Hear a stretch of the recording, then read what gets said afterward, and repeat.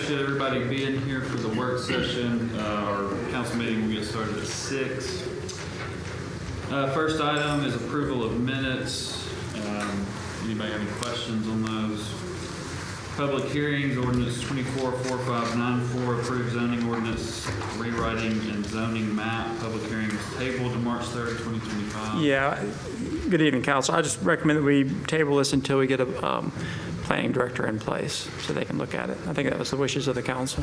Okay, any questions? Are we going to put a timeline on that, or are we just going to say until one's in place? I think we need to set a date. Is that Probably just push it to next month, or we could do 60 days. Well, I'll give this. Can we push it to next month? it's going to take them a while to I mean, because acclimate themselves. it's going to take 6 months to go.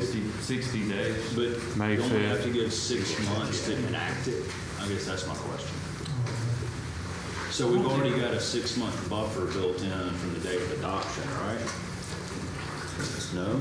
Well, Yeah, I yeah, think you can so. make it, you talk about when you want to make it effective, yeah, you can do that. like we've said, you can always amend it. Right, well, I Always be mean, amending I it. think there have been some amendments since it hit here. I mean, I know we're hiring somebody, but I think we need to get this thing adopted. Well, We don't have to do it now, but if there is a 6-month buffer, let's do it for that first meeting in April or whatever. okay. I mean, we may have to, depending on the feedback we get, push it again, but I'm good either way, 30 or 60. All right, any other discussion? All right, resolution 25030, approved request for alcohol license for on-premise beer and wine for, what you got, Lori? Ramila? Ramila. All right, Ramila LLC doing business as Clarion Point at 810 6th Avenue Northeast, Decatur, Alabama 35601. No changes. Have any questions? Resolution 25031, approved request for special event retail liquor license by Greater Morgan County Builders Association for Linda and Delinda Peak Willis Pack Kentucky Derby Drawdown, May 3rd, 2025 at Ingalls Harbor Pavilion. No changes. Any questions? Resolutions 25027, approved 2025 rate changes for Point Mallard venues, tabled at February 17th, 2025 council meetings. And then the next one is the Point Mallard facility fee, and then the rate changes for park and rec venues. So, good evening. Third time's the charm. So we've listened to the community, made some changes, had some really good feedback. So these are the rates and things that we are presenting tonight. And if you all have any questions or discussion, I'll be happy to talk through those. Any questions, discussion? All right. Thank you. Resolution 25032, accept a DECA grant for Riverfront Park Upgrade Grant. Yes, this is a grant that we received from ADECA to do some improvements at Turtle Bridge under the bridge at Hudson Memorial. Just a point of reference, there's going to be an agreement that we'll have to get with ALDOT because there will be work that's going to start in 28 on the bridge, some bridge repair. So we'll just have to do that in conjunction with this. So there's a bunch of moving parts with this grant. So approval from ALDOT, CS6, and TVA? I think Godwin Mills and Kaywood is working with TVA and the railroad. The only contact that we've had is Mr. Helms has been in contact with ALDOT, and they have said that the only way that we could do this if we had an agreement, because they'll have to get under that bridge. But there is a lot of moving parts with this. So Alan, with this, how often do we receive ADECA grants? Well, this is the second one in the last year that we've received like this. It's the same grant that we got for Red Hat Road, those improvements to that. We have Limestone County too, didn't we? Well, no, I wasn't involved in that, Mayor, but I mean, But I guess, I've kind of heard, I'm not sure if this is true or not, we're tied, we do CDBG grants, like, one in the hand, two in the bush. Yeah. And being locked in with CDBG, does that impact us on what we receive from ADECA? And with this is not block grant funds. I know, Yeah, but I guess what I'm saying is if we pulled away from CDBG, do we have a higher likelihood of receiving more DECA grants? No, we've talked about that in the past, and I'm just going to be. You asked me, so as your manager of community development, we are still working with ADECA to try to close out our COVID grant, and Suzanne has spent at least 50 or 60 hours going back and forth with ADECA. I would not suggest that we do that. CDBG funds, we get those, they're block granted directly to us. We can administer them as, basically it's up to us to make those determinations. We could probably get maybe we could maybe occasionally, if we got a good project, we may be able to get more funding, but I think that would even out over the span of 10, 15 years, because those aren't real easy to get either, and most of those, if you go through ADECA with block grant funds, if I'm not mistaken, they're going to want you to match some of those funds. We lose, we do get 20% of that CDBG funds that we get that are direct, that we can use for administration. Some of those would probably go away if we went through ADECA. And then just to be perfectly honest with you, I'm not sure where CDBG is going in this next 4 years anyway. I know there's been some and there's been conversations moving it from housing and urban development to commerce. I have talked to Representative Strong's office, and if they were to have hearings on CDBG, with 26 years of experience with CDBG, I've asked them if I could be involved in those hearings, because I think I could give them some, at least from our perspective, what we see with the block grant funding, and hopefully, if it does continue, hopefully some of these regulations that we now have, some of these hopefully could be relaxed. But, okay. All right, resolution 25033, approve the Princess Theater structure plan.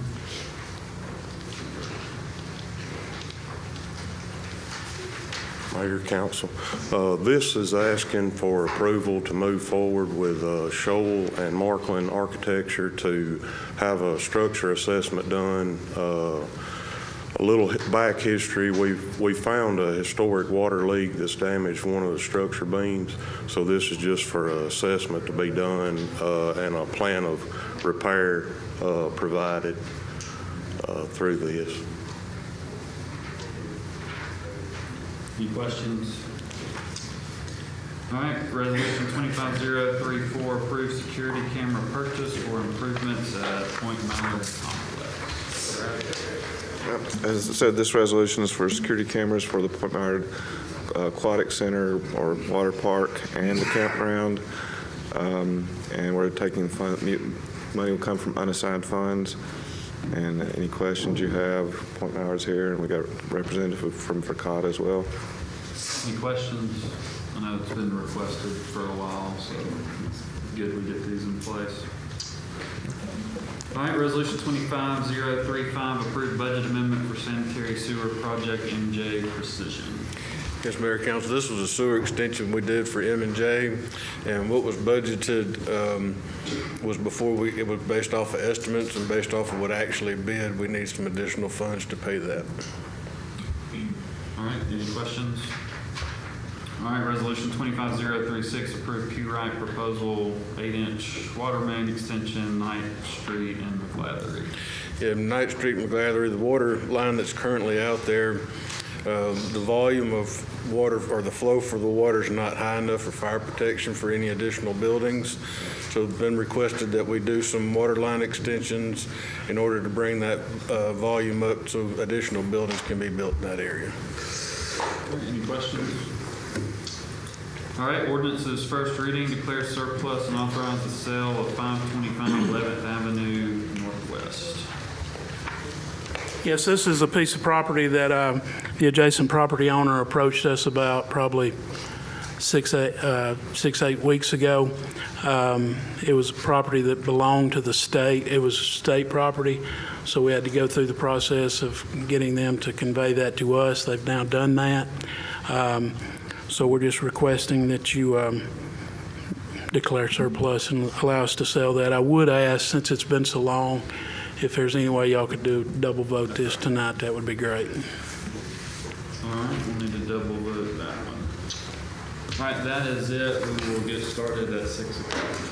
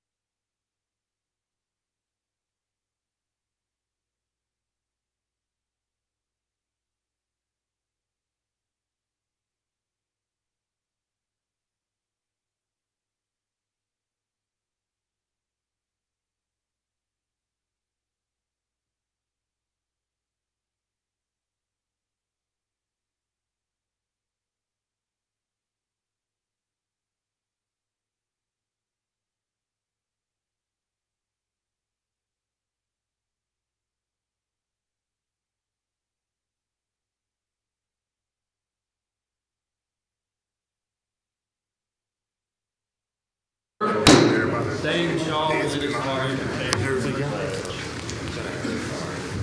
Father, we are grateful again to come in your presence. We thank you for this council. We ask for your wisdom and your strength, and we thank you for this city that you've given us to live in and to govern. In Jesus' name, amen.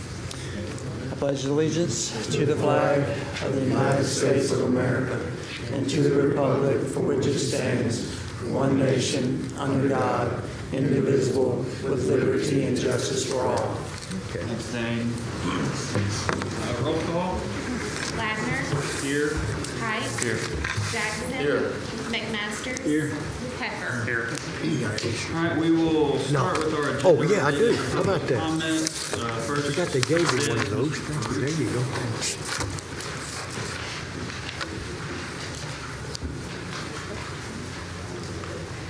Okay, I'm really wanting to talk about the investigations and hearings that are in the minutes. 10 February, an officer stated a disturbance was in the back of the room as, quote, Mr. Faruqi would not sit down as directed by the officer. Council President Ladner stated Mr. Faruqi needed to sit down or move because people can't stand in front of the door. A lady spoke on the officer's words as misleading, as it was a nuisance, not a disturbance. Now, I left this meeting feeling kind of targeted by Decatur Police Department, and the misleading and defaming claim by a member of the police department deserved to be filed as an IA complaint because being a nuisance is not illegal. And several council members, we've had members of Mr. Pinion's army physically blocking the entrance to this chamber. I know, Jacob, you did not see that, but several other members of this dais have. Now, I'm confident that I was not disruptive or deserving of a dressing down by the sergeant. The result of my IA complaint, just so you know, I was told that the investigation that completed on the 19th of February was found unsubstantiated. So, yay, police department.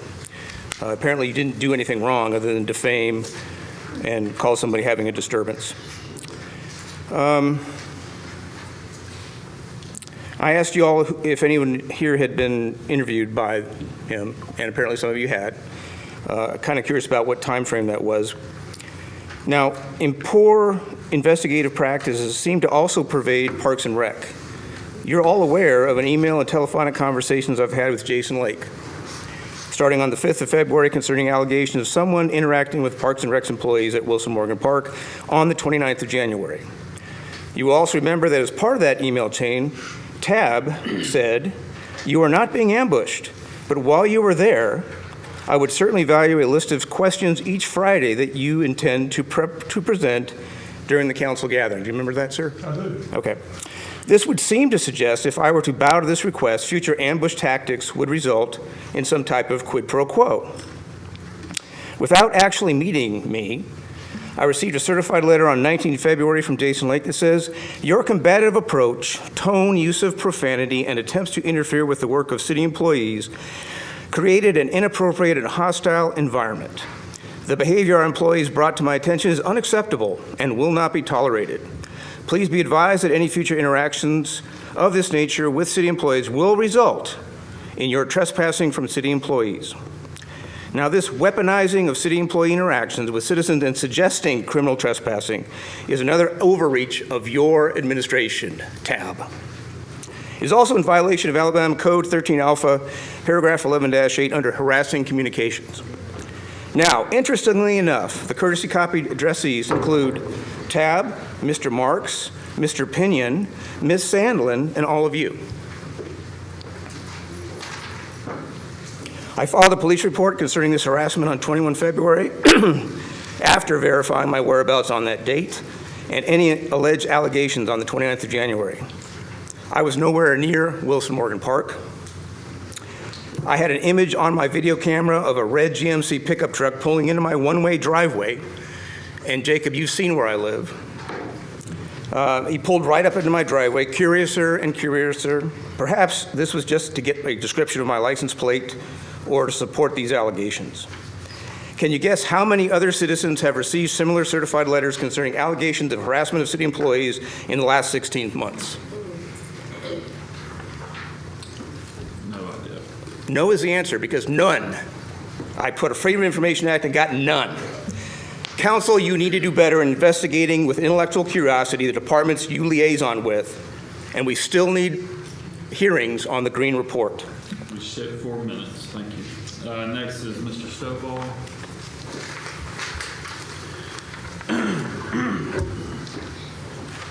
Will there be, will the rates go up at Point Mallard? We're voting on that issue tonight. Okay, so with the rates going up, is that going to help with, like, getting equipment so that people won't tear up the pickleball courts? There's Is all that what kinds that's of for? things we're voting on, but that one would be, I'm not sure what you're asking, but some of it is for future maintenance and improvements to those facilities. Unlikely to be used for what you're asking, Michael. More likely to be used, hopefully, for large projects at the aquatic center. Well, we're wanting to make sure that all this money that we spent on these pickleball courts are being taken care of. And another thing is, we want to make sure that you all help the mayor in making these decisions, because like he did in my community, he brought in somebody that to stir my community up instead of doing things the right way. Thank you. Thank you, Mr. Stovall. All right, we will move into our agenda.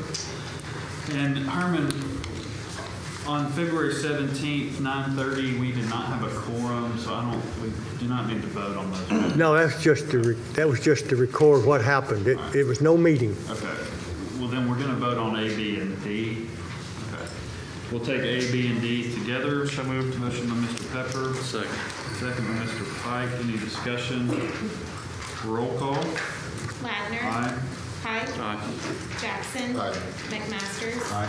Pepper. Aye.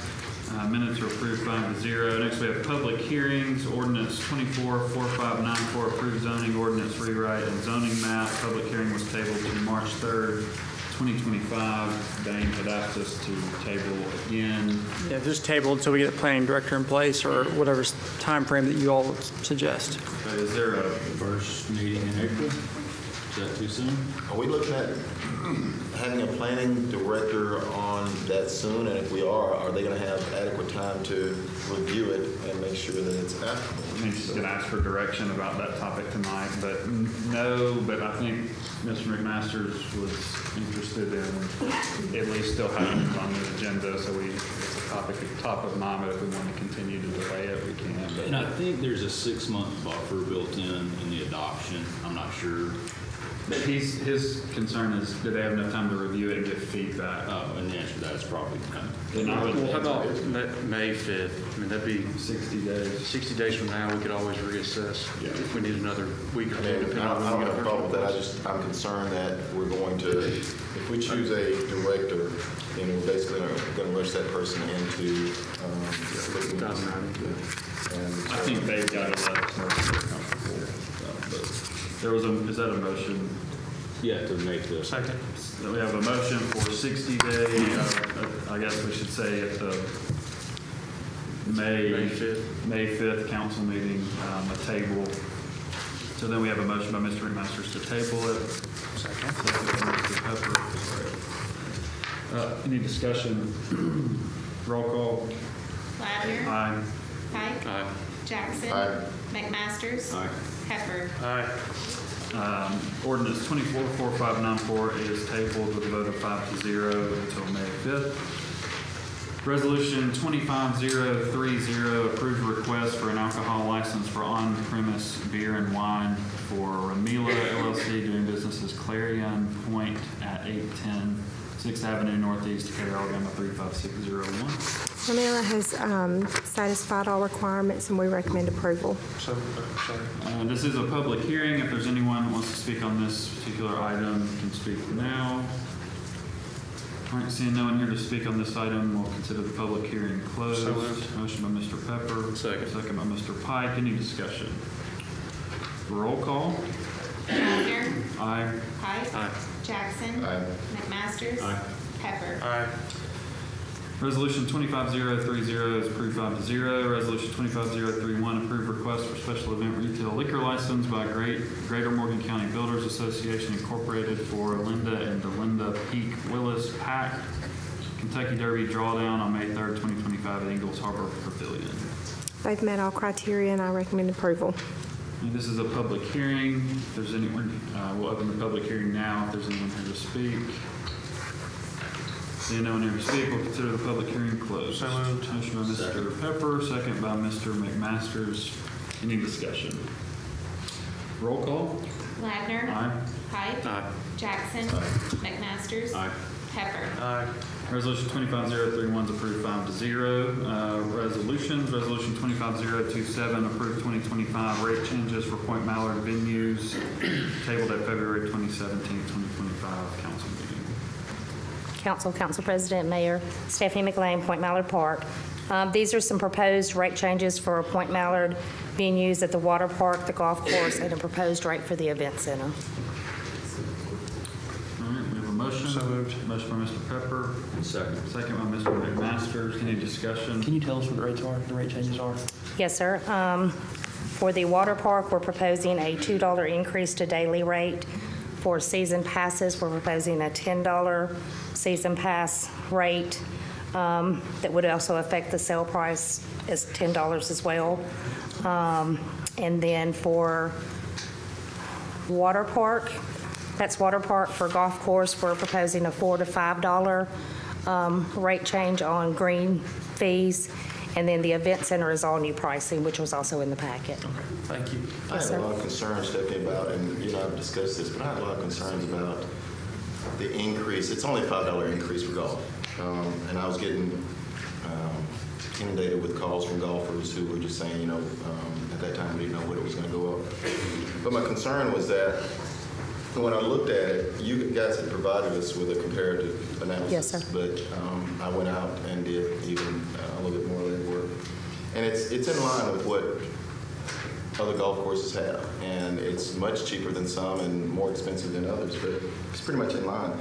The thing that I was kind of curious about, though, was, golfers will, and you and I discussed this, they'll travel and they'll go 30 miles to save $5 on a green fee. But the thing is that have we not looked at the fact that, the marketing approach of, say, a Walmart model where lower price would get more customers versus raising the cost? And have we not looked at that? Yes, sir, we actually have. Part of that has to do with no matter what we're selling out there, we only have a allotted amount of tee times per day. So when you fill those tee times, either way, whether it's a lower rate or we fill those tee times with a little higher rate, part of some of this is to cover cost. And of course, costs are going up with everything from food to food costs to labor to things like that. So some of that has to balance out, and this is one way we can do that to not lose as much money. That would make sense if all of our tee times were filled all the time, but they're not. And we've got lots of available tee times on any given day. Yes, sir. We do have some availability. Of course, moving into the spring and summer, especially with our season passes, we have seen an uptick a little bit with season passes being sold. We're running a little bit above where we were last year for season pass holders. I do think that that'll play into some as well, because I think there'll be less tee times for some of that based on the number of passes. Okay, and I guess I was just looking at the fact. Yes, sir, I understand. If we gain 10 customers, or if we lose 10 customers, that's essentially yes, sir.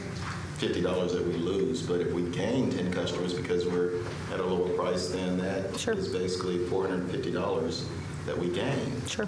So I just, I don't know, okay. Yes, sir, I understand. Yes, sir. I do think on this, it's important to point out, I think y'all just pointed it out, that this is really for operational cost increase. So the question Mike asked was really the next item, which is the facility fee. But this is to help us continue to cover operational costs, and those are continuing to tick up. So, any other discussion on 25027? But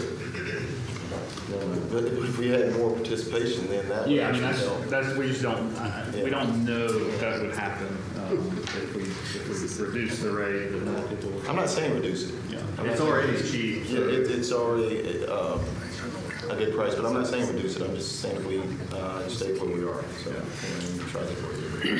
Okay. Any other discussion? Roll call. Ladner. Wagner. Aye. Height. Aye. Jackson. No. McMasters. Aye. Pepper. Aye. Resolution 25027 is approved 4-1. Resolution 25028 approved Point Mallard facility fee. So moved. Motion by Mr. Pepper. Second by Mr. McMasters. Steph. Okay, so this is something we were asked to look at. I know that some other places do charge a facility fee. Coleman, for example, with their water park, they charge a facility fee, like for admissions coming through the door. I believe they also charge it on cabana rentals and things like that. So this is one thing, to Mr. Stovall's point, as far as having some of that money set aside to do certain projects and things for Point Mallard venues. One of those, I mean, could be as much as, would it help for irrigation or things like that at the golf course? Would it help with, maintaining and maybe new things at the water park? So those are the type things. So this is what we have proposed as far as facility fee for Point Mallard venues, and those are also in the packet. And Kyle, this will stay earmarked. I know how much you love those. All right, any discussion? Roll call. Wagner. Aye. Height. Aye. Jackson. McMasters. Aye. Pepper. Aye. Resolution 25028 is approved 5-0. Resolution 25029 approved 2025 rate changes for park and recreation venues tabled February Third time's the- 17th, 2025 council. Third time's the charm.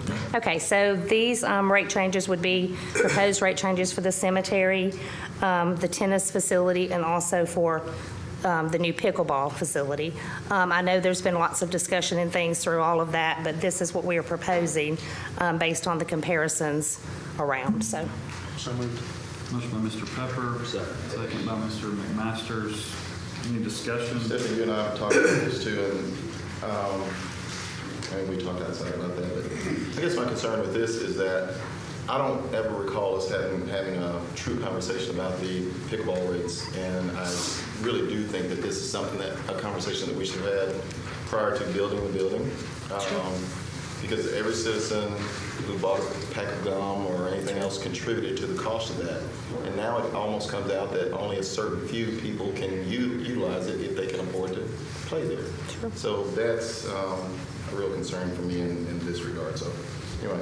I've got some similar concerns. I've had constituents reach out about that. I don't think that it was known early on. I never heard any of those discussions. If it was that there was going to be rates, could you explain a little bit why we need a rate at the pickleball facility? Sure. So kind of, I'm assuming this is for operational cost. It is for People operational. understand why. Sure, absolutely. So this would be for the operational piece of that. I know that, for some of that, I mean, going back to, and I do understand what you're saying about it was built with, the money that the taxpayers paid and all of that, but that's kind of true with all of our venues or park and rec facilities, so that's kind of the same.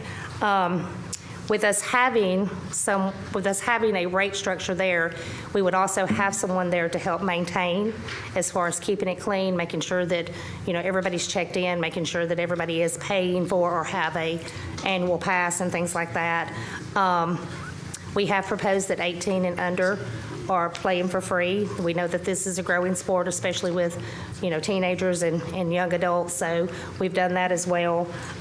It also kind of goes into just being able to have that facility and keeping it in the best shape it can be in, so. Let me ask, do we know a timeline right now as to when that facility will open? That's a great question. I know it's $1 million. That's $1 million question. I'm going to give you our best guess. We're hoping maybe by the first part of May. So let me just ask, why would anybody pay a pickleball fee when they can go to Aquadome right now and play there? Well, that's a great question. And as far as some of that goes, right now we do have those facilities. Eventually those facilities will go away and things like that. Also, when we talk about having these types of facilities, we also have free courts throughout the city. So it wouldn't be that we were forcing someone to come pay to play pickleball as far as a recreational sport. It's just to pay to come into this facility. I can tell you, and I'm not a pickleball player, so excuse me for all of that, but the way I understand it, the pickleball community likes to travel in groups and go and do things together. So this would be another way for them to all be able to come, based on, again, going back to tee times or, court rentals and all of that, so. But in the winter or inclement weather, they can't go to the. Yes, sir, I understand. Or to one of Yes, the sir. outdoor facilities. So I'm concerned that we are, and you talked about free facilities. Yes, sir. That, our gymnasiums, the ones that we haven't torn down yet, are free. Yes, sir. And so the thing is that certain things should be free for Yes, sir. citizens. I agree. And so I agree. I don't necessarily agree with this, but Yes, sir. I appreciate your conversation and your time that you shared with me. But What about the tennis? tennis is we've got a very limited. How many courts do we have in the bubble? In the bubble will be 4 courts. Well, the bubble currently is 2 courts, and the new facility will be 4 courts. And then do we charge to play on the outdoor court? Yes, sir, we do. But not throughout the city, only at Jimmy John's. Was kind of the same thing with pickleball. Yeah, that's what I'm pointing. Yes, sir. Yeah, I may not necessarily agree with it, but, if there is an operational cost, I do believe there needs to be some means to cover that, so. Don't know that we actually need it. So, will there be staff at the pickleball? If we are paying to monitor those courts and do those things, then yes, sir, there will be. And then we may have to make some operational adjustments based on what's decided, so. And we hope that there'll be some, possibly, I'm fixing to open out to the YouTube world here. Some of our players that are retired that have good hospitality skills to them and know the game and stuff that will be a real asset to the facility as an employee. Any other discussion? Second. We already went through that. Roll call. Ladner. Aye. Height. Aye. Jackson. McMasters. Pepper. Resolution 25029 is approved 4-1. Resolution 25032, accept the DECA grant for Riverfront Park upgrade. Yes, Alan Stover, Community Development Manager. This is a grant that we received from ADECA for renovations at basically it's Turtle Bridge so we're just asking that you approve this tonight, but no, again, there's a lot of moving parts to this grant. We're going to have to do an agreement with ALDOT, and we've still got some approvals we're going to have to get from the railroad and TVA, so there's a lot of moving parts to this grant. We do have a motion by Mr. McMaster, second by Mr. Pepper. Any discussion? Roll call. Ladner. Height. Jackson. McMasters. Pepper. Aye. Resolution 25032 Thank you. is approved 5-0. Resolution 25033 approved the Princess Theater structure. Kurt Johnson with Building Maintenance. This is to ask for approval to move forward with building assessment, a structure assessment being completed by Scholl and Markland architecture firm. This is just assessment going to be done to the beam structure, and if there is need for repair, they will supply a repair plan also. So moved. Second by Mr. McMaster, second by Mr. Pepper. Any discussion? Roll call. Ladner. Aye. Height. Jackson. McMasters. Pepper. Aye. Kurt, before you leave, and you can stay right there. Any kind of update on the heating at not trying to put you on the spot, at the library though?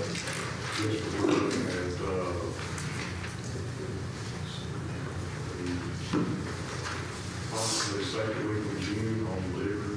Okay. Thank you very much. For all days, right? Yeah. Resolution 250. I just want to think we were doing heating in June.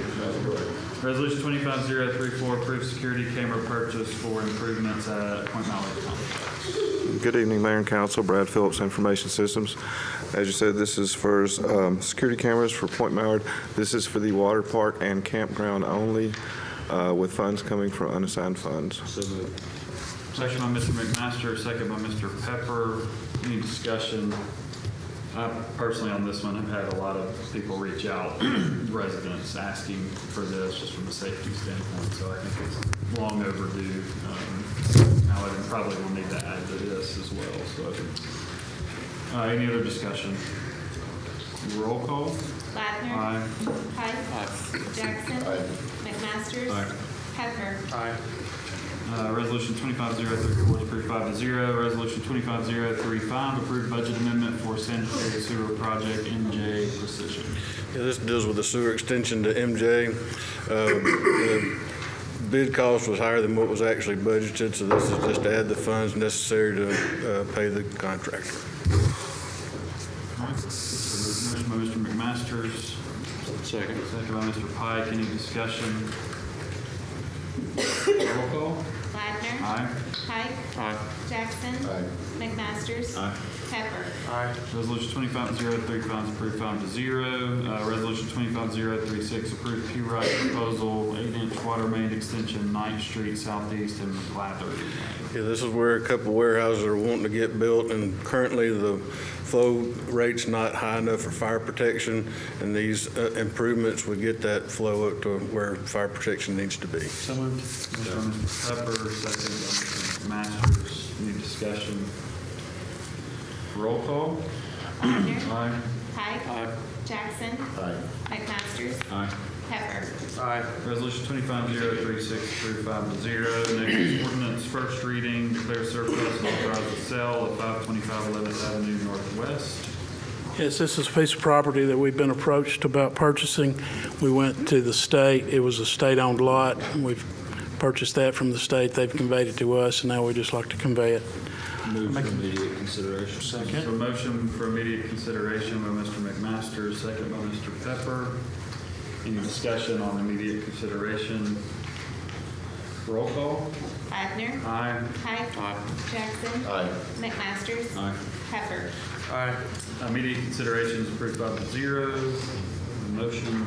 So moved. Motion by Mr. Pepper. Second. Second by Mr. Pike. Any discussion? Roll call. Ladner. Aye. Pike. Jackson. McMasters. Aye. Pepper. That agenda item, that ordinance is approved 5-0. There's 25. Thanks for getting all that. I know it's been a long time coming, but I appreciate you taking care of that. We do have one item, Mr. Marks, we have one more item. Yes, I was asked by the council president regarding the application process of maybe shortening the time for the police chief position.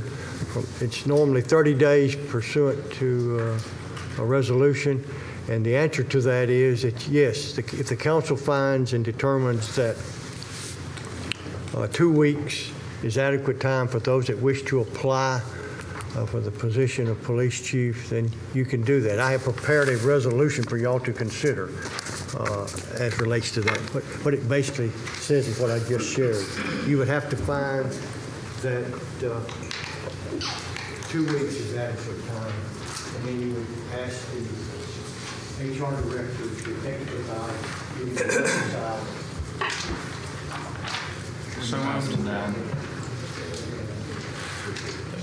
So moved.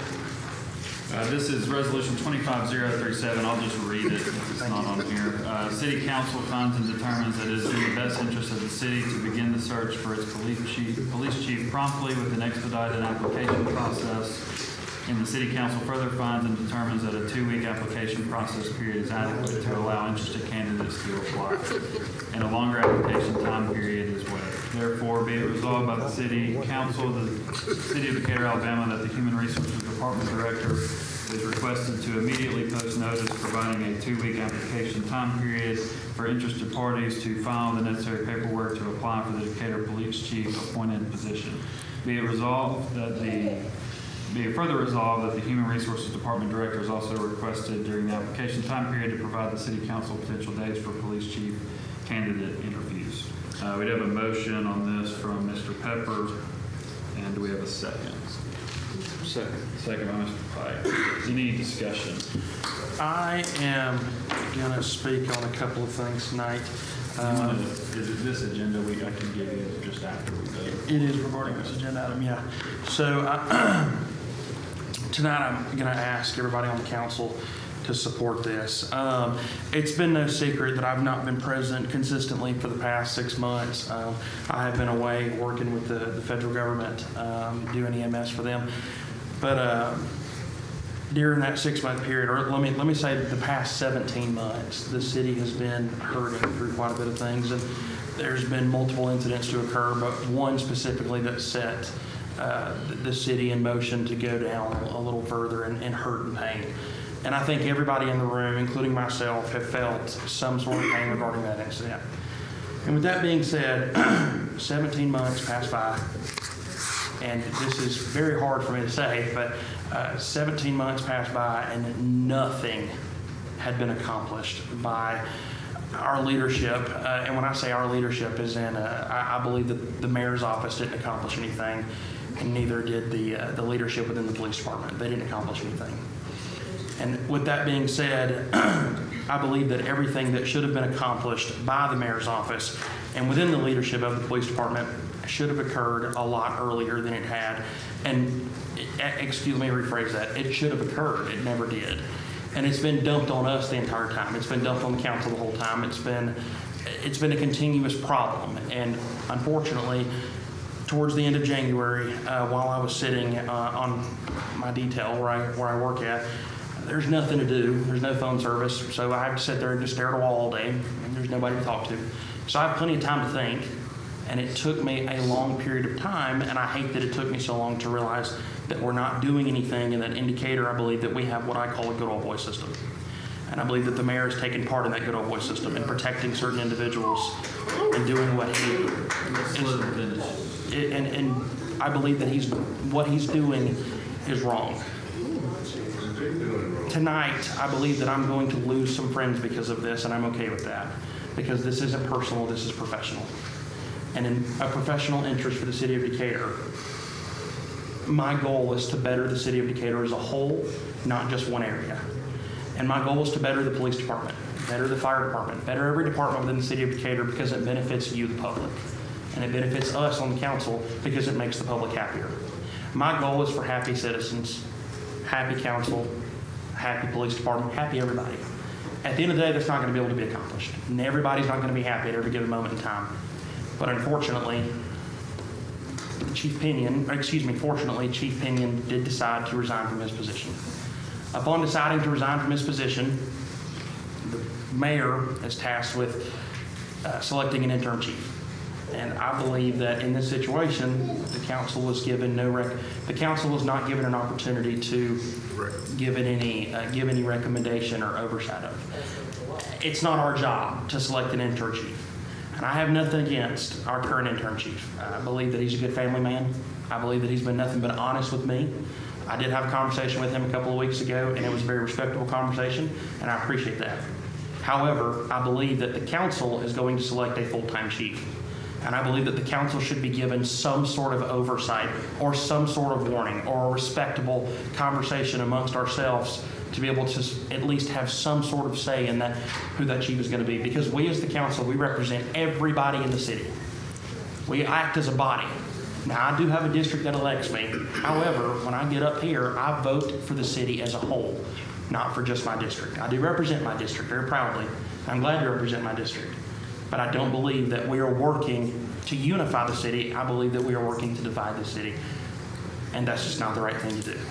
We need to continue to work to unify the city. And I believe that a majority of the council has done that. But I believe that the mayor and the decision that he made last week was not working to unify the city, but to divide the city. And with that being said, tonight I'm asking the rest of the council to support this so that we can select the chief of police, whether it be the current interim chief, whether it be somebody else. I'm sure that there will be quite a bit of candidates to apply within the 14-day period that this application process will be open. But it's time to eradicate this good old boy system in the city of Decatur. And I will not stand up here or sit up here any longer and allow it to continue without saying my piece and letting the public know that I will not be a part of it and will never, ever step foot in a situation where I believe that there is a good old boy system standing in. All right, thank you, Mr. Pepper. Yeah, just want to clarify one thing.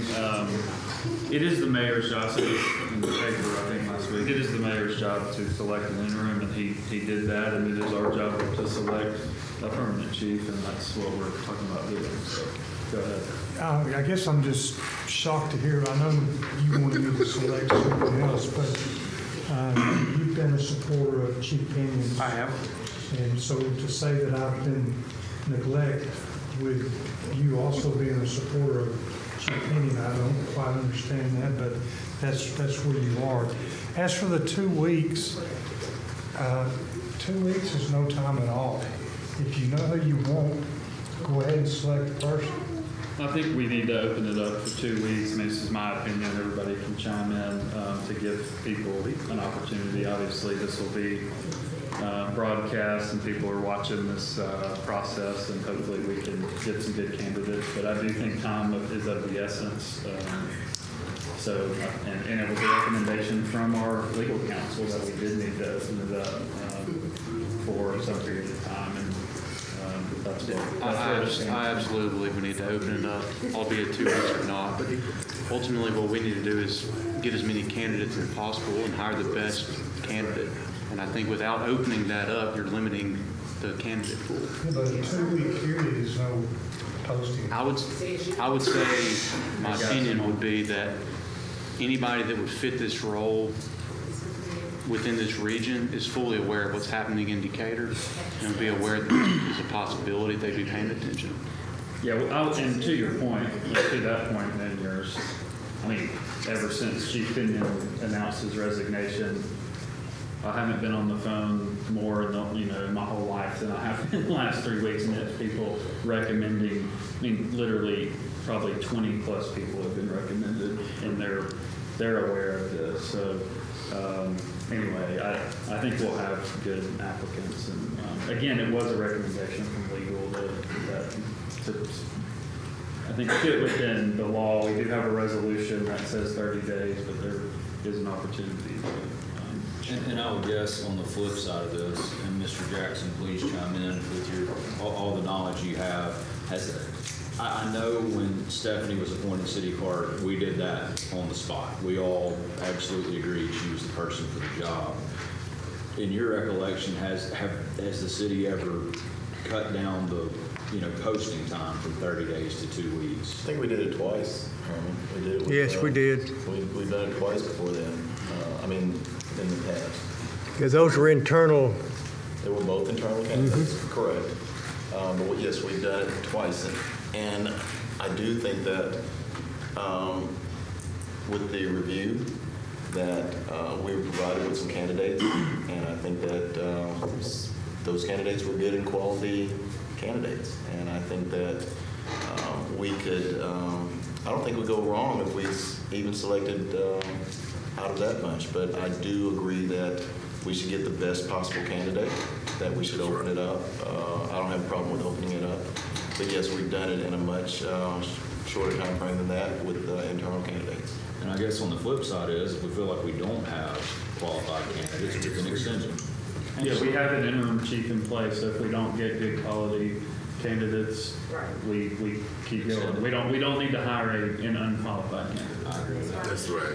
Just to piggyback off of something, so the mayor did state that I've been a very high advocate for Chief Kenyon. That is no secret. I was a super supporter of Chief Kenyon and a major supporter of Chief Kenyon. I think that he did a fantastic job for a good period of time. However, as I've said before, and I just said a minute ago, in leadership roles, you're gonna always hurt someone's feelings, no matter which way you turn. You're always gonna make one person happy, and you're gonna make one person angry. There's never a way to appease both sides of the table, no matter which way you turn. Unfortunately, the past 17 months, it's not just the public that's been hurting. And I'm gonna advocate for the police department here a second. There's officers that have been hurting because they're affected by this too. They need good leadership. What you think about the Hold on. What you think about the family? Hold on. let me finish. I'm getting there. I promise. I'm getting there. The officers in the department need good leadership, because with good leadership, they can go out here and enforce the law in a proper way with proper training at all given moments and times. And I'm not saying that training has not been present for them, and I'm not saying that we have the staff to send officers to training. I am saying that we need somebody that can step up to the plate in any given moment in time and show what is right and what is wrong. Not saying that that's not what's been done. I am saying that I believe that there is a too long of a gap that's taken us way too long to get to where we are today. And I hate that I've sat here and even months prior to me leaving, that I sat here and waited too long to realize that. And so for that, I'm holding myself accountable and telling everybody that I believe that I'm at fault for not advocating properly in the way that I believe I should have. Because my job is not just to advocate for the police department, it's to advocate for the public as a whole. And that includes the citizens in the city of Decatur, and that includes our officers within the police department. They're citizens too. But I believe that the police department represents us very well. I do believe that there are issues within the department itself. I believe that every officer in the department, the majority of officers in the department have good intentions and have the highest intentions for serving the citizens of the city. I just hope tonight that the rest of the council can support this so we can get some sort of normal schedule in the police department, I guess I'll say, so that we can continue to grow the department and grow the city as a whole and move forward with everybody. There's people that I've done wrong to while sitting in this chair. Specifically, certain people that are sitting in this room as we speak. There's people that I've been awful to and rude to that just, as I look back at it, I regret it. And somebody told me one day when I was leaving these council chambers that I will look back at it one day and I regret it, and today I'm sitting here regretting it. So tonight, I hope that us moving forward and moving the city forward and moving the department forward and helping grow both sides, no matter which way we stand, that the rest of the council will support this and eradicate this good old boy system. All right, any other discussion? Yeah, let me say this, and I was not going to say anything, but I think it's easy to sit back and say that the chief has done a fantastic job for all this time. That's easy to throw that out there, but we're in a situation now because a fantastic job was not done. And so it's easy to sit back and say that a fantastic job was done, and we can try to quantify things that we absolutely can't quantify, like morale. I hear the term morale is up. How do you quantify that?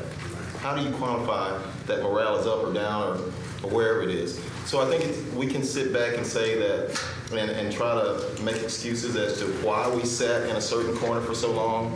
But realistically, there was no excuse. When you talk about a lack of leadership, we've had every opportunity to make a change, and we chose not to.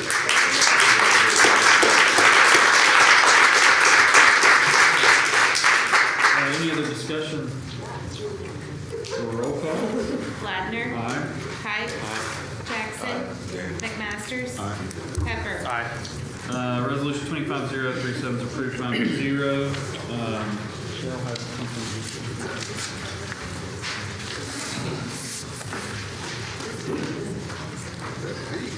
On file with the council, we interviewed 3 planning director candidates in the last 2 weeks. I believe you have one front runner that has the experience that can get us to the next level, but I need feedback on what this council would like to do. My recommendation would bring that one gentleman back for a more informal setting so you can dive more deeply into your concerns. Otherwise, I need your feedback. After the interviews that based on the climate that we're seeing in Washington, D.C. right now, a lot of people are losing their jobs, a lot of planners are losing their jobs. And prior to us doing the search that we did for this position, that was not the case. And I think that now, in talking to planners, that there is basically an influx of planners that are unemployed or going to be unemployed. And I know that we spent, $40,000 to do a search. But I do think that we could do a search without going that extreme way again. Again, we just talked about the police chief, and we want the very best qualified and most qualified applicant that we can get. I think that we are in a buyer's market right now with that, and we can reach out again and see what comes up. And I would rather see us do that before we make that move. I think that there's an experience level that maybe all of our, well, I won't say all of our candidates, but There might be an experience factor that it might be limited, that some people in the pool might have it be limited in. So I would rather see us at least open it up again in that route, in that position. Any other discussion? You know, I think we had two, in my opinion, we had two candidates. One we know, you can almost consider him an internal candidate. The other one we didn't. I'm not disagreeing if we were able to leave it open for some time while we're kind of walking through this. I don't know, you could chime in on that. But It's still open till it's filled It's through really the hard recruiter. to get to know somebody in a 1 hour interview. So if there would be interest in him coming back, could be beneficial. I would say we've had two mentioned. I would say bring back the two, which would be Lee Terry and Steve Hohulan. To have discussions with. I think your point is valid that we're not saying we're going to hire them tonight, but to have some additional, whether it's more informal interviews and conversation with City Hall folks as well. That's, I think, what I heard, if everybody's good with that. Yeah, I'm good with that. So I think those two come back in a more informal setting. Good. All right, thank you. Anything else, guys? All right, we will move into our public comments portion of the meeting. Come on, guys. We're going to go in order, 3 minutes. You got the buzzer ready? 3, 5. You should hear a buzzer at 3 minutes and then 1 minute to wrap up. Come on, guys. Mr. Eccles is first on the list.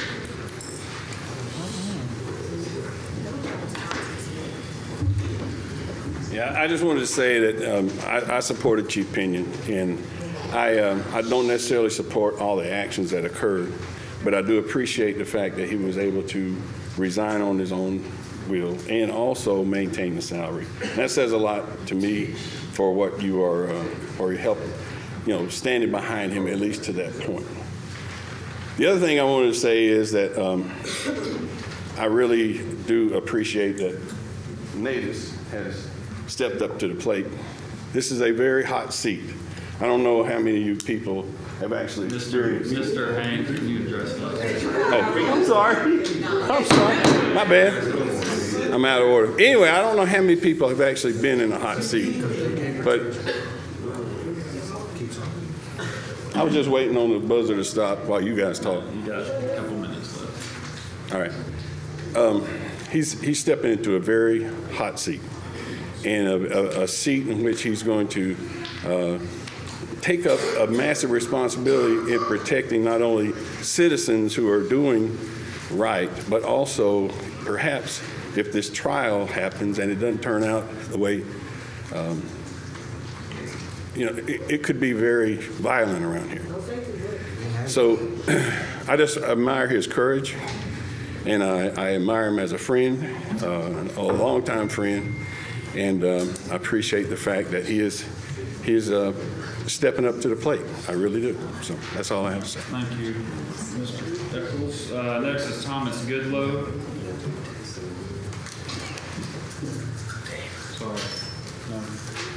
Thomas Goodlow. Okay. You're good. Sorry, it's on here. Mike Faruqi.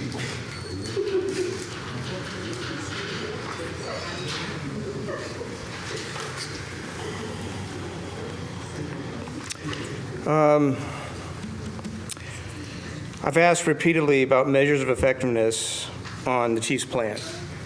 You could easily put, Jacob, that police chief on the agenda so he can speak to what his plan, measures of effectiveness will be to execute whatever plan he's got. We don't know. I applaud the effort, but why is it now taking us this long to realize we cannot walk and chew bubblegum at the same time in terms of having hearings on the police chief and then picking somebody by this time who could do the job? The lack of confidence in the, the resolution tells us we have issues. What I just heard a couple things. Actions from Mr. Pepper talked about the police actions being dumped on us, meaning all of you. And you talked briefly about professionalism. from my year of sitting in these types of meetings, the two of you have been the least professional when it comes to dealing with this issue, and have been for months. Why have we not asked questions as a police liaison? And are you asking any questions now of measures of effectiveness from the new chief to provide us with some insights? This is the first time I've seen Chief Carlisle since he became chief. And the previous. Were you on leave or something, or what? Why did you not? He just took the job this week, right? Today. Okay, well, you knew he was coming on board. Okay, we could have scheduled some time for him to speak. We could have had hearings months ago about this issue. Go ahead, please explain. Okay, so you keep referring to liaison. That is between the department and council. It's not the council and public. But you don't even have information. Guys, we gotta quit with the stuff. Okay, so what answers have you provided to the council on measures of effectiveness of our police department? Because you're the liaison, as you just said, from the police chief to the council. Does anybody know what the measures of effectiveness are? So you've been ineffective in doing that too? Yes. Thank you. A couple questions on the zoning regulation. You've tabled it, I got that. We still do not have, and I would suggest before anyone newly gets hired, you send a copy of that regulation so you get the input to that. And you also send them a copy of one Decatur or Decatur 1, whatever that plan is, and ask for insights. Because Lee did not know that there is no community council set up under one Decatur that still exists today. Community council? Yeah, well, planning council. That is established in that regulation. He believed it's still in place. He said that to you, in fact, at that meeting. I don't really have a clue what you're talking about, but okay. Okay, I'm pretty sure nobody else does either, because it's gone I'm away. sure what you're talking about is not. I don't think he's calling it the right, I don't believe he's referencing the right term. Yeah. Go ahead. Probably not.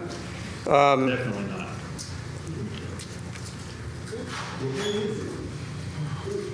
So without having those insights, you're going to choose a planner. I get that. For Mr. McMasters, I would ask in the new regulation, how can you approve a reg with signage requirements if you operate a signing company? For Mr. Pike, I would ask, how can you approve the Wilson Morgan Park Recreation Facility when you work for a company that provides a site manager for that? These are apparent. I'm not even getting there. Go ahead. I mean, Well, yeah. there's Go ahead. stuff in that regulation that impacts Would affect all of every us. person in business. Every single person up there. He works in EMS. There's a whole EMS section. Yeah. I mean, Should he not? he works in. But that regulation establishes signage requirements for any new developments. It benefits him. Okay. And your company, you briefed me outside that said your company, you didn't know whether or not they were going to get the bid for the Wilson Morgan Park. Well, apparently they did, but nowhere was that in any of the documents going forward for that. No, you're talking about the construction management that was hired a long time ago. So we knew that. That was actually prior to me even working. It's nowhere in the documents established for that zone or for that Wilson Morgan Park. Approved. You guys just approved it, right? Approved what? The building of Wilson Morgan Park, the new rec center. Yes, that went to Ford Construction. Yeah. Okay. I don't work at Hoare Construction. No, but you briefed it to me, and it gave me the impression that FIGHT had nothing to do with this. It was all under Hoare. FIGHT was not bidding on it. You clearly misunderstood. I clearly did. Okay. And you were very clear to make sure that I misunderstood. Okay. All right. Good one. You're welcome. All right, we just hit 4 minutes. Ms. French.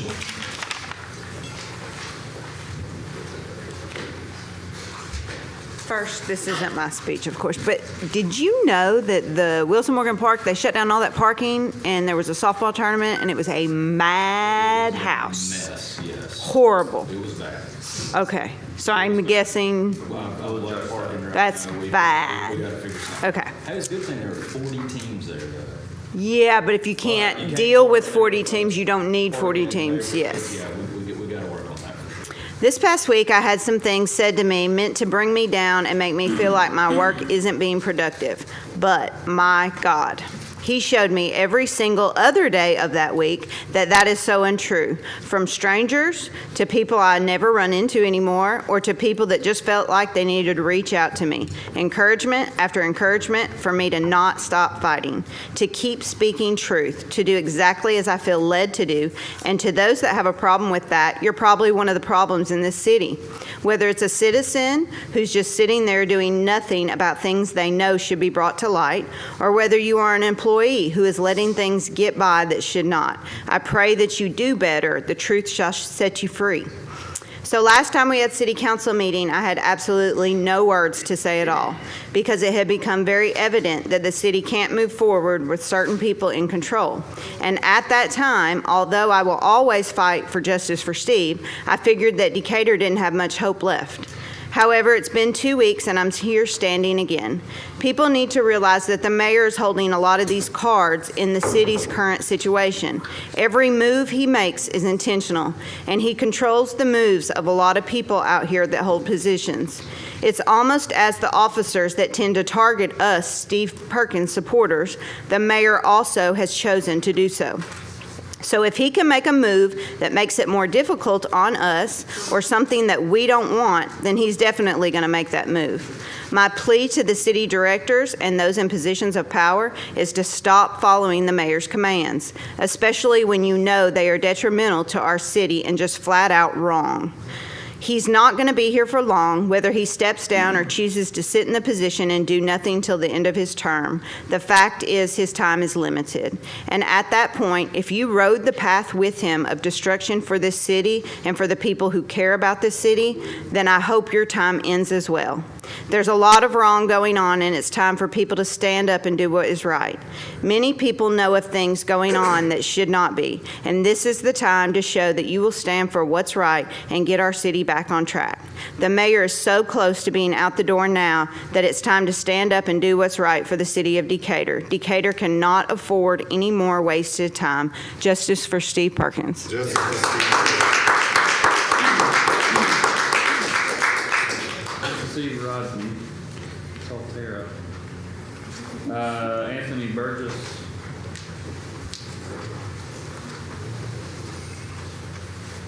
Hello. How y'all doing? Good. My name is Anthony Burgess. I went to prison when I was 18, and I was in prison till like about around 41 years old. So half of my life was spent in prison with the loss of my grandmama, my other grandma, my uncles, everybody.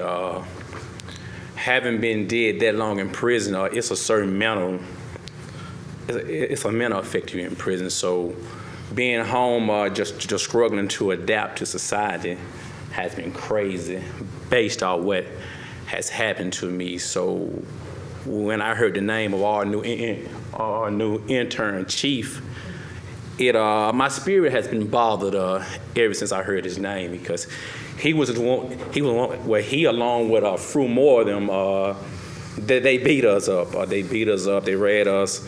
We were given false statements that said that was written on each one of us. I was handed a statement. It was saying that my cousin, he wrote, this is what he said about you, and I come to find out that the statement was never signed, but I was told that it was a signed statement. My mama, she had a nervous breakdown. She almost died a few times and everything, and my life has been affected greatly. And I'm here because I don't feel as if he deserved to be in any position based on what happened to me. And I'm also asking anyone who believes that it's a myth to investigate Anthony Burgess. I got the victim's wife back here with me now, who she's the wife of the man who they say we killed, which was a lie. I was young, 18, I had never really been in no real trouble, and the shock of being in a room where I was being told that I would die if I don't write a statement. I would go to the electric chair at 18. They told my family members that I was gonna die if I go to trial. So my mama, man, she convinced me based on what was given to her that I should plea out. And at that point, I plead out to what we say is a life sentence. I plead out to a life sentence. And I spent the majority of my life in prison with a life sentence. I came home from prison, couldn't even find a job or nothing, and I've been out like 6.5 years. I've never been in any trouble. Never. I'm a youth mentor at the youth center. I go speaking high schools and everything, and my life has been greatly affected, and I want my freedom back.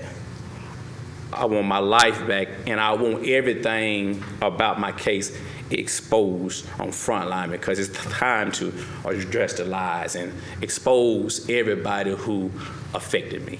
Thank you. Absolutely.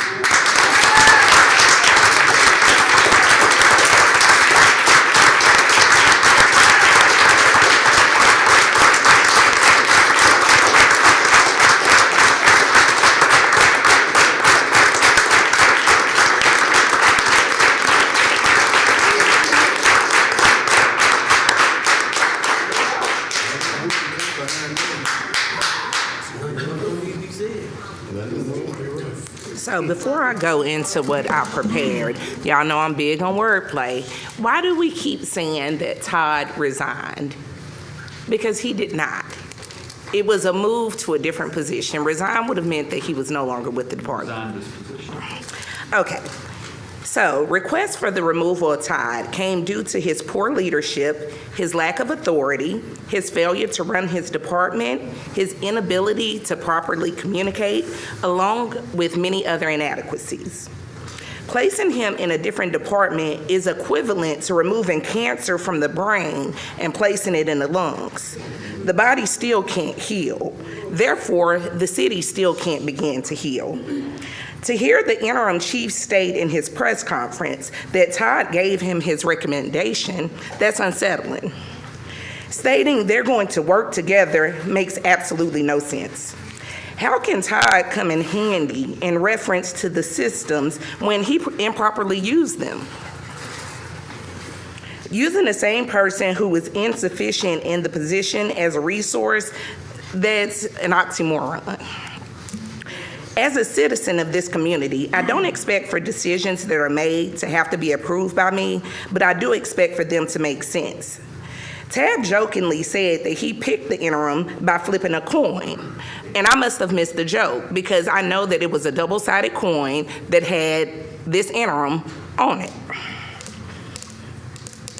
Tab stated that this decision of interim is until the next council is placed, but I believe that I heard from the application process that that's not correct. So him stating that in the press conference was just him saying something, right? I wasn't sure what that was. Because you heard him say it, right? Assumption. Oh, okay. Okay, let's see. Tab also stated in there that he listened to the council when he made that decision. So, out of the council members, who helped him make that decision? Nobody. No. So he lied when he said that as well, correct? Okay. So again, let's see.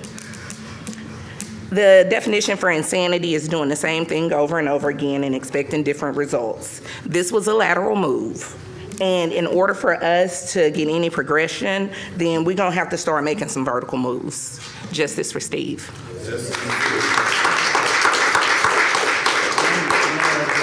One thing you said about the resignation of the position.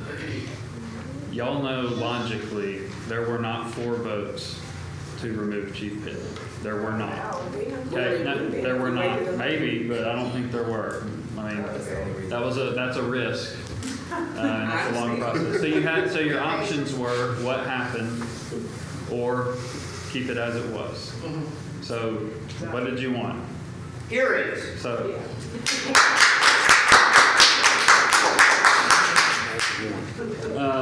So that's the answer. Just to add one thing to what he said real quickly, I had not confirmed any decision or told anybody my feelings regarding Chief Pinion. So Mr. Ladner's response is exactly right. He guaranteed did not have 4 votes at the time because it was very clear on the table that I stood on at the time until I respectively was informed, until I believed that I was informed of the correct decision. So Thank you. Anissa.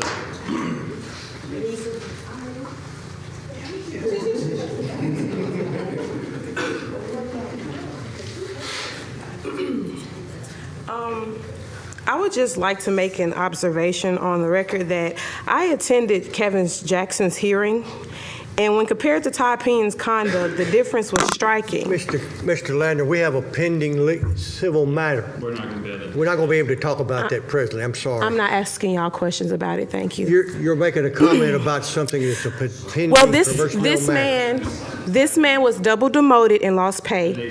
Meanwhile, Todd Pinion was merely demoted to captain while still collecting a chief's salary. Tab even publicly addressed Kevin on Facebook. This leads me to explaining what discrimination looks like. Discrimination is unfair treatment based on race, rank, and relationships. It's harassment, unequal pay, and the selective enforcement of consequences. And I pray and I hope to God that Kevin Jackson sues this city. We can't discuss Kevin. Todd Pinion should have been fired. Instead, he was given a way out to secure his retirement. But you know who will never get to see their retirement? Steve will never get to see his retirement.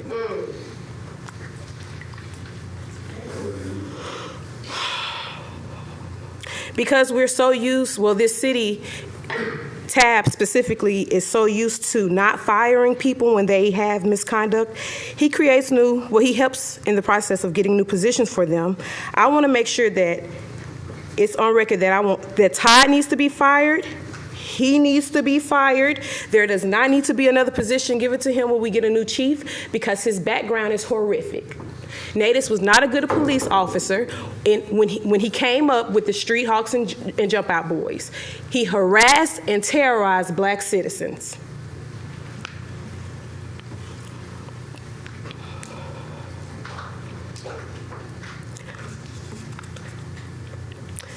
I would also like to state that as we work to rebuild this city, I strongly urge that whoever the new chief of police is will be interviewed not only by the council, but also by the community. While this may seem unconventional, true transparency and accountability requires a new approach. A public town hall within the first 30 days should also be a priority for this new chief, giving the community a direct opportunity to engage, ask questions, and set expectations. Thank you.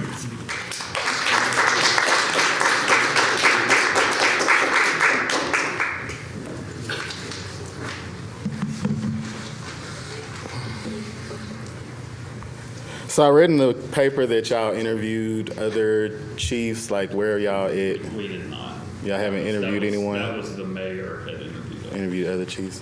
Okay. Well, just to kind of go into it, because we get a bad rap that we're against police, but we're against bad police. And North Alabama seems to have a problem. If you look at Sheffield, Alabama, they have a problem. Huntsville, Alabama, Hanceville, and Decatur. And like I said to y'all when I was really speaking to y'all outside of these chambers in the beginning, Decatur has the opportunity to be a beacon in this situation, but I don't think that you all have taken this past 17 months seriously. And everything that has been done since then has not been a right decision or a timely decision, I guess you can say. And our lives are in jeopardy. There are police that sit behind my house. Me and Will were out there. And they do that multiple times a week. So the things that are supposed to be changing, the change that's supposed to happen is not happening if I'm still being harassed in my backyard at my grandma's house. And I know I'm being harassed because of what I'm saying in the public about what the police department is doing. And what I'm saying about the police department is true, and it's been proven in a third-party review. So we need better decision makers, and we need better decisions made, because our lives are in jeopardy and we don't have time to wait for y'all to decide to do something right. It's been almost 2 years and we're still in the same space. ordinance. Alvin.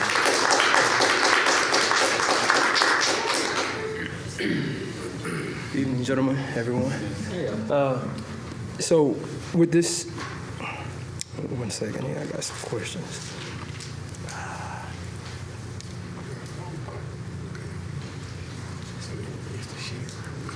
All right, so when you guys do select a new chief, is there like a process for vetting them, like or sourcing them?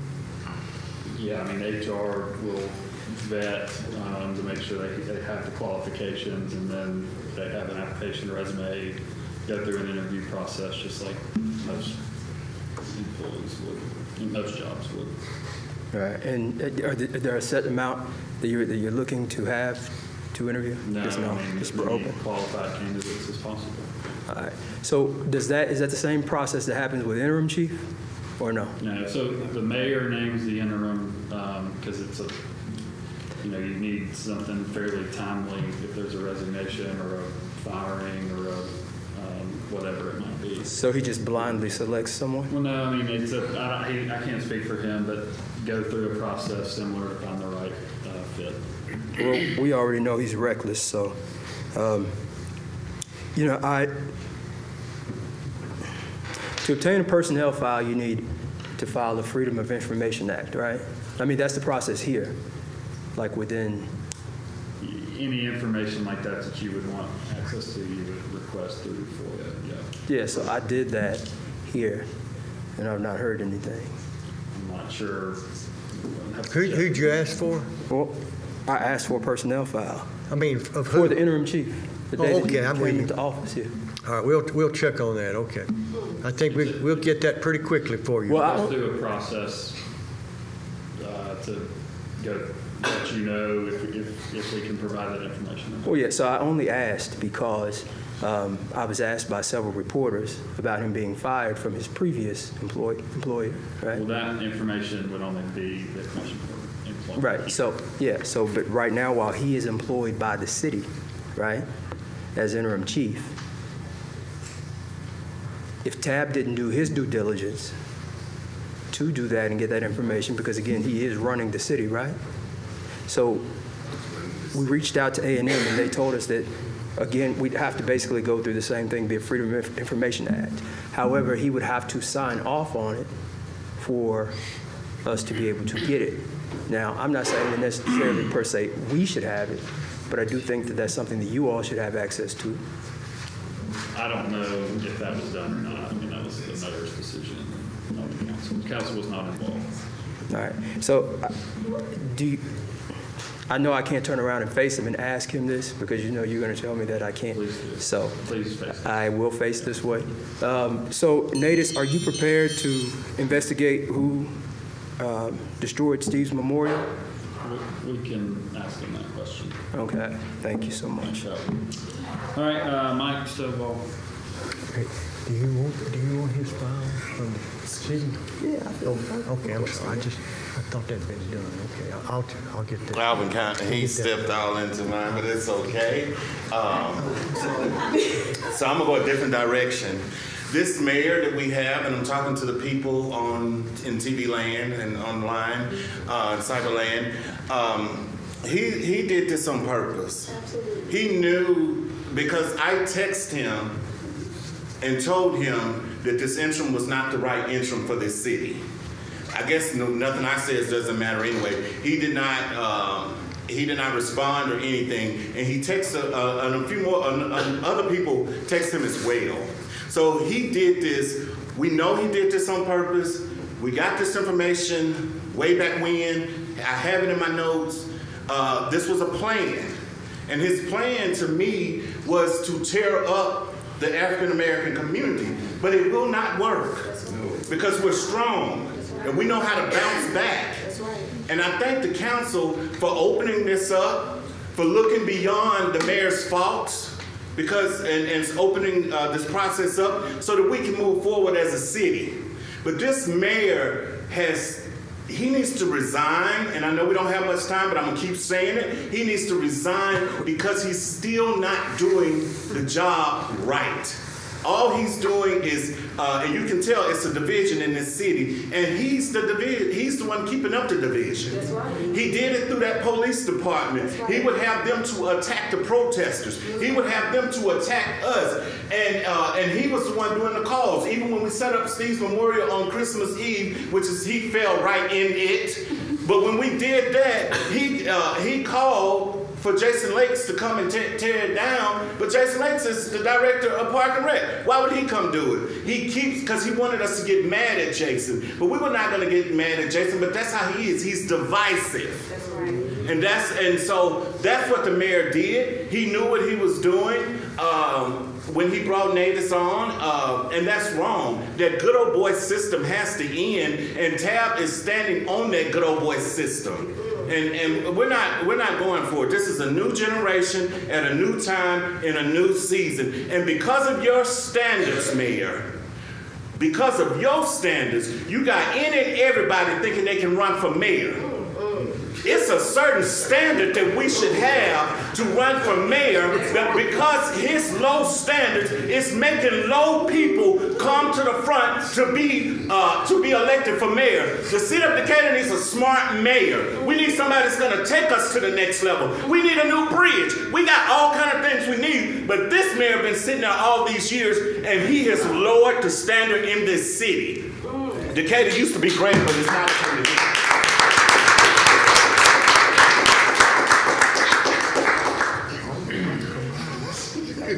That's hard to come behind, Mike. I didn't really have much to say. I got a few questions, though. Last City Hall meeting, I missed it. McMasters, when you be writing over there in public comment, what you be writing about? That's what people say. What people say? You can't, to go back and think about it? Because you don't ever answer anything. And the reason I'm asking is because that last meeting I missed, I watched it online. I watched Hansfield's City Hall, City Council with their citizens on the internet the other day as well. What's the difference between Hansfield and Decatur? Council. The professionalism. You guys all were up there last meeting. Everybody was fiddling with their phones. You guys stated that y'all meet once a week in this chamber, right? So when you guys come in here, you're supposed to be on a professional level, correct? Am I correct? So why is it that when we come up to this microphone, you guys, you wonder why we don't respect you? You don't even give us your undivided attention. You go off here, you fiddle with your phones, including your mayor. Mayor, I know you're listening, including you, you're number one at it. You guys can't be taken seriously because you guys don't take us seriously. And it's unfortunate because apparently we put you up here. But when I saw Hansfield the other night on the TV, and I noticed how their citizens were crying out to them, and each and every one of the people sitting up there was actually giving them their undivided attention, and you could actually see that they were really concerned with their citizens. It's unfortunate that you guys, is Decatur bigger than Hansfield? It's unfortunate that a community smaller than Decatur has more professionalism than you all. Hunter, I don't know what you just did up here. I'm a little confused because it sounded like you trying to throw the Pinion under the bus, but a week ago you were supporting Pinion. Is that what I'm hearing? Is that what I heard? Answer my question. Is that what I heard? I'm short on time. No, so I will say that there has been a period of time, more than a week, that I've stated that I believe that Mr. Pinion is starting to decline in my support. I believe that there are things that I wanted to see from his office, including better communication with the public and better communication with the media, the use of the PIO that we have that's currently in office. There's issues that I see that were there that were not being done properly and have not been done properly. And not only that, a big thing for me is I want a police chief that is going to support his police officers in every aspect and make sure that they are receiving the proper training and make sure that they receive the morale that they need. And I've seen that to continue to decline over the past, I would say, 8 months. I would say before that the morale was still a little high, but I would say that the morale has continued to decline within the department. So let me ask this, are you liaison too? No, ma'am, I'm not. Okay, so just you are. So you do that to speak between them. You sit here and say that, but let me ask you.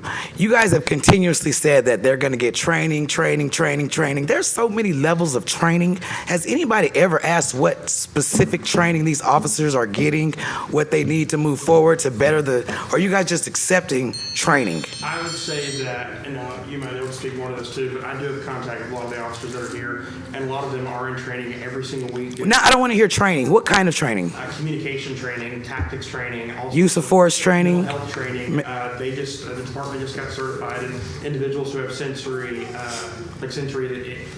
issues, like special needs individuals, training with them, things like that. So there's also. So what about like when Chief Allen was saying the training that they needed with use of force in those situations 3 years ago? Has that ever happened since he said that? That's a good question. What do you mean that's a good question? Like, that's the questions you guys should be asking each other. Like, we shouldn't have to come up there and tell you this. I'm just disgusted with this council. I'm just disgusted with this right here. Like, I don't get it. All right, Elena, David.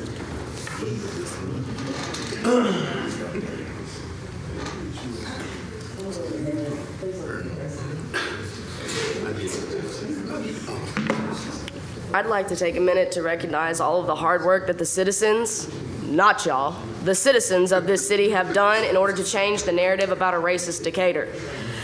I would also like to give a round of applause to all the people who have put effort and energy and time, as well as given sacrifices in order to apply enough pressure to see Todd Pinion finally resign.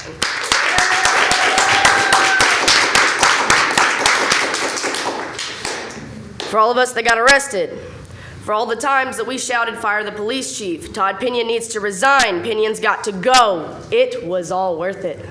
My 30 days, it was worth it. You see, we are constantly battered by the public. We are told that our arts and crafts projects and our unnecessary appearances at Line Street or here or downtown will never get us anywhere. I hate to say it, but I was right. Obviously, y'all were wrong. Even though Todd Pinion's farewell was just about as heartfelt as a bee sting, I am personally very pleased to see him demoted to captain. That was a very well-deserved demotion. I hope moving forward we can have open dialogue with the interim chief and whomever may become our next police chief. I think a 30-day town hall is an excellent idea. I also hope that this taught all of you lessons as well. It seems that lessons for rogue police departments in Alabama is starting to come across the state like a wave. From problems with Hartselle taking home our drunk police officers, Falkville wrecking into our restaurants, and Decatur being, well, Decatur. Now Hanceville getting the full heat of the FBI with a hole in the evidence room. Y'all want to make sure we ain't got one too? I would hope that you all take some notes. Number one, we are paying attention. Number two, it's re-election year. Number three, we aren't going anywhere. Number four, our pressure has and always will give us results. We outnumber you. Always will. Number five, again, we are not going anywhere without justice for Steve by any and all means necessary deemed by the family and other victims involved in this overwhelming use of police force. Before I finish, I would like to address Mr. Pepper. I'm no longer your constituent. Gladly. You're the reason I moved. Thank you. Please do not reach out to me in order to try to align yourself better with a movement that you have openly hated and scrutinized. You even cheered when I myself was arrested for pushing for a better Decatur. We're the same age. You may be in a higher position, but our maturity is on opposite ends of that scale. The last thing Decatur needs is more division from you. You think asking for forgiveness is easier than asking for permission. Our southern roots say a hard head makes for a soft butt. I guess Todd Pinyon's resignation wasn't so that we could actually heal. It's actually because you had opened your eyes and his days were limited anyways. You had every opportunity. Do your work for others outside of Decatur. Leave our home alone. You will not be reelected. Stop campaigning. We are not divided. No matter what you may think, we stand for Steve. Decatur will change because of the citizens, because of the kids that are now older who grew up here, and the people that love this city. They will change it. That's obvious. Justice for Steve.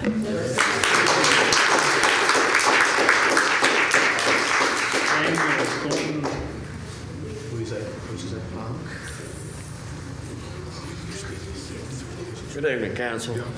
My name is Samuel Thornton, and I'm coming tonight to discuss the dog park, or the lack thereof, of the dog park that's been taken because of the new rec center that's being built in its place at Wilson Morgan Park.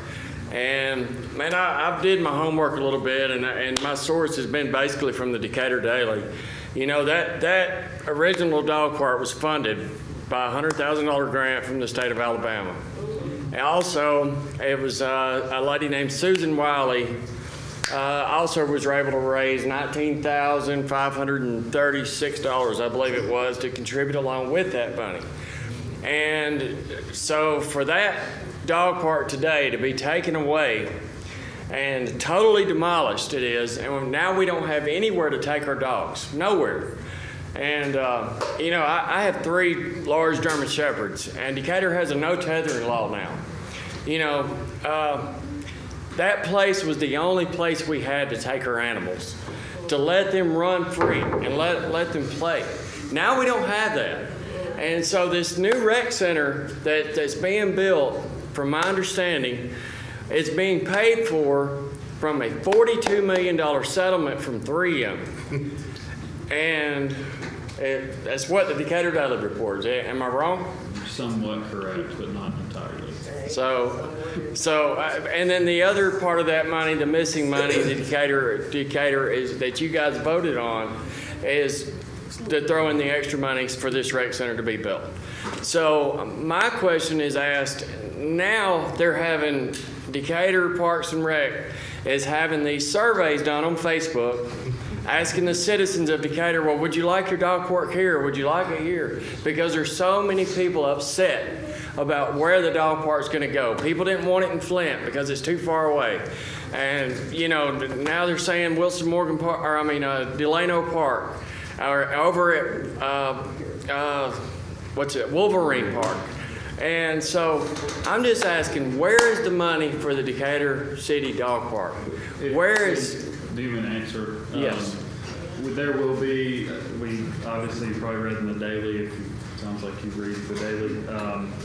There's been a transition with the Director of Parks and Rec. Yeah, I just read he resigned. So that's very recent. I'll have to get with the interim or some folks there. But there were plans to have a dog park, a temporary dog park. Eventually, I think it will go back at Wilson Morgan. Obviously, with the construction, that's some hazardous things going on there, which happens when you build new stuff. Yeah, from what I'm understanding, though, that construction can take up to 2 years. I think 18 months in the contract, but yeah. But there will be a dog park. We're working on that. I'll try to get an update this week. You know, they did reach out and try to get input from the community, and at one point it was across the street on Samuel. People didn't like that. Yeah, and then that was scrapped. People didn't like that. Now I'm hearing they didn't like it at Wolverine Park. So it's like, you know, nobody can really find where, you know, everybody can come together and say, okay, well, this is where we want it. Yeah. I think the long-term vision, correct me if I'm wrong, is maybe instead of 1, we have 2. Yeah. To kind of hit it in different places. But the most central location was obviously Wilson Morgan. But, like you said, they're building rec center right there. I mean, it By just... the way, Miss Wiley is my neighbor, so I hear about this topic a lot. Well, I mean, it's just, as the residents of Decatur that have dogs, you know, we're the ones that's having to suffer right now through this. And I mean, it was shut down abruptly. We wasn't given a choice. It was just overnight, okay, we're closed, and now they're just demoing. And then we find out that this rec center is going to be going in its place, which was perfect where it was. So, man, my dogs miss it. I took them every weekend. I hear you. A solution is being worked on. We'll try to get an update on it quickly. I think the change in leadership is delayed that a little bit. Okay. Yeah. All right. Thanks. Billy, can you?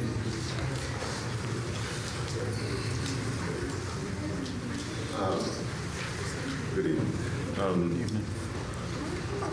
So Todd resigned, right? Do y'all think that's fair for him to be a captain here after resigning? Did y'all put him in that position like that? That's like, a slap in our face, We don't have anything to do with that. No. Okay, well, just like Renshaw, okay, that he harassed Catrillo, and he just did. We filed 29 complaints on him, and he left here with a clean record and his badge and his gun, even though he didn't even have enough time to retire. So we doing the same thing over again with this man. So he don't deserve to be here, okay? My son-in-law is not here. My grandbaby is crying today about her father. And this man has lied over and over. And he's been rewarded. He need to be run out of town, the way I feel. But he's given the chief pay. What kind of, so we paying double chief pays? I mean, do that make any sense to y'all? Tell me, that's double. It's a slap in the face. I'm hurt. I'm hurt. He don't deserve that. And something need to be done about that. That's all I got to say. Billy, Danny.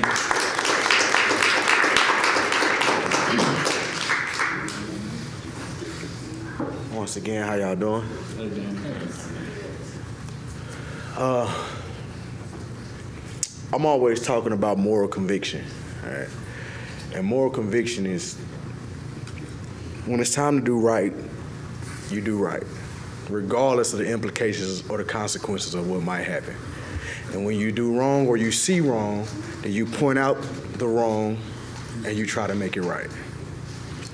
Now, we all have times in our lives that there's things that we make a decision on and we have to choose between whether it's right or wrong and if we're going to follow down the right path.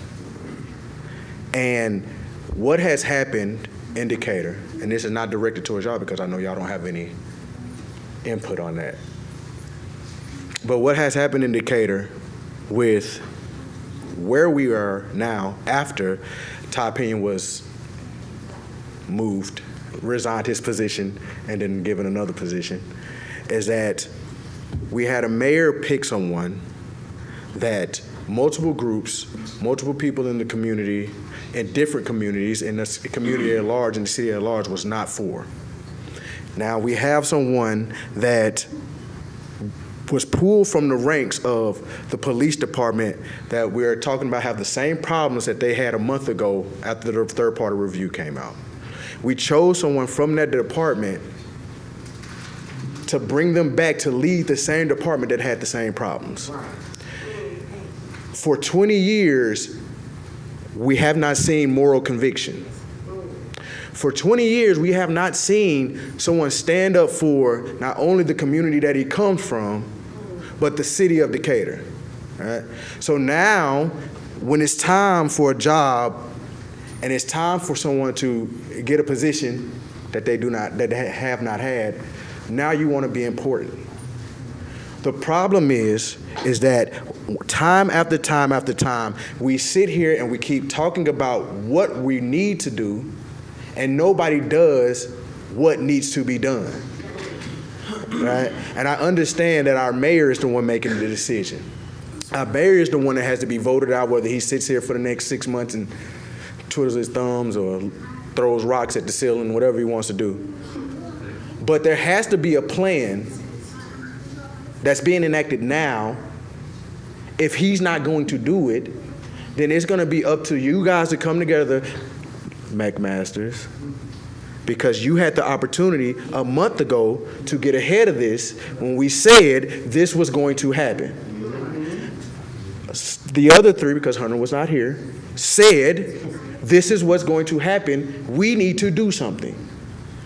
And what did you do? You allowed for this to happen, and then you allowed for no plan to be enacted, and you allowed to get stonewalled by the mayor because you had no decision to make when you had 2 years. And this is what happens when you don't have a plan, you get what people give you. And that is where we are.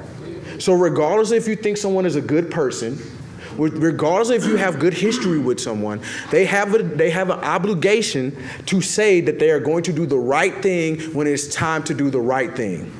And that is not what's happening here. And either we're going to continue to do the same thing and just react to everything, or we're going to make a plan.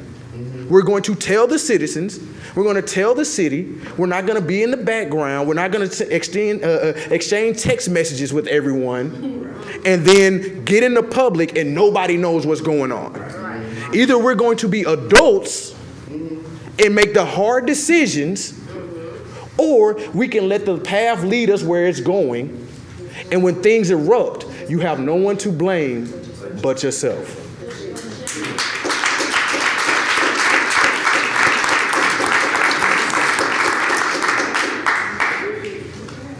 How's everyone doing? Good.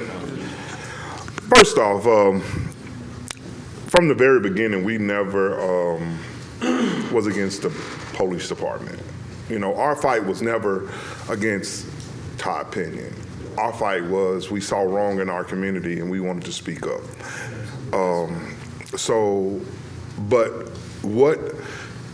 Why the fight went to Todd is because of how Todd handled the situation in the beginning. Todd had choices that he could have made that he didn't make. He made the wrong choices. So with that being said, I'm sick and tired of people saying that the protesters are against the police department, because that's a blatant lie. We are against bad policing. That's what we're against. We are against, as Hunter said, the good old boy system. That's what we're against. I love Decatur just as much as anybody in this room. And I grew up here. This is where my kids grew up. My mother's here. You know, I love this city. But that doesn't mean that I should turn a blind eye when I see something is wrong. Yes, sir. And that's what it seems as if, you know, some people expect us to do and not say nothing. We got to stand. Us standing up and speaking up is not something, you know, that shouldn't be uncommon. Herman been the city lawyer for 40 years. Even though we've had, you know, times where we have asked Herman, and Herman might left here thinking we don't care about him. We care about Herman. We care about you guys. But we expect for you guys to do what's best for this city. That's it. Bottom line. If people ask you about being the police liaison or whatever, some are not saying it because they don't like you, but because everybody here has a job to do. You guys have constituents that you guys have to report to. But in the interim, you guys speak for the city as a whole. And all we want from you guys is to do what is right for the city of Decatur. Not one faction of Decatur, not just one, but for all the citizens of Decatur. And that's the whole thing, man. You know, so we can sit up, you know, a lot of people don't like natives. You know, I don't have any personal vendetta against the new interim. But my thing is this right here. First of all, we didn't speak against Todd because of his skin color.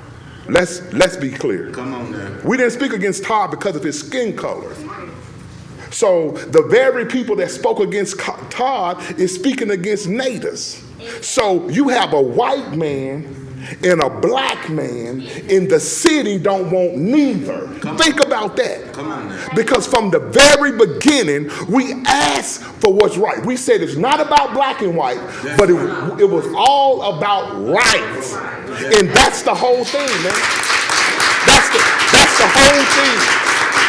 You know, and as a council, you guys, we expect you guys for this to never happen again. We should never have a mayor that walks out on his city. We should never have that. We should never have a man that calls himself a mayor and walks out on his city and gets mad at a councilman because he says, hey man, for 17 months, I did support this guy. I don't support it now. I see my wrong. And he gets upset with the very guy that said it. That's not right, man. That's right. Come on now. We want a better Decatur. And the only way we're going to have a better Decatur that all of us search our hearts. Because whomever the new chief may be, white, black, Puerto Rican, I don't care. The thing is, we want someone that want to push this city forward. Come on. And the thing is, the seat may be hot. It probably is hot. It's hot. But for any applicant to fill out an application to come here to be chief and they know what's going on, that means that they know or they feel like they can do the job. And if they can do the job, if you guys feel like they can do the job, we'll support you on that. But we want someone that's going to do right by this city. That's it.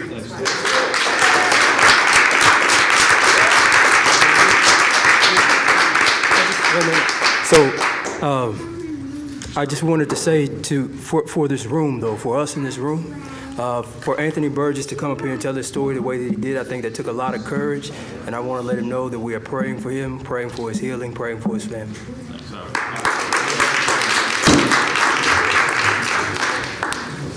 Herman, we made it. All right, take care. Take care. Listen, I'll get you, if you